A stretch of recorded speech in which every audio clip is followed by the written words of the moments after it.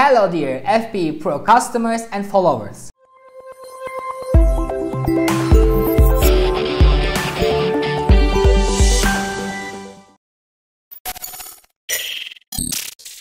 Why won't iPhone turn on? Why does it stay on the splash screen? As you know, iPhone phones have a stable and smooth operating system. But sometimes there are problems with the software of the mainboard. Sometimes we can fix these problems by installing new software with the help of a computer. However, sometimes mainboard problems are impossible to repair in a home environment. But I have a good news for you. You can come to our office in Beşiktaş and fix all your mainboard problems with the help of our expert team. It's not just iPhone, MacBook, iPad, iMac and the other Apple devices.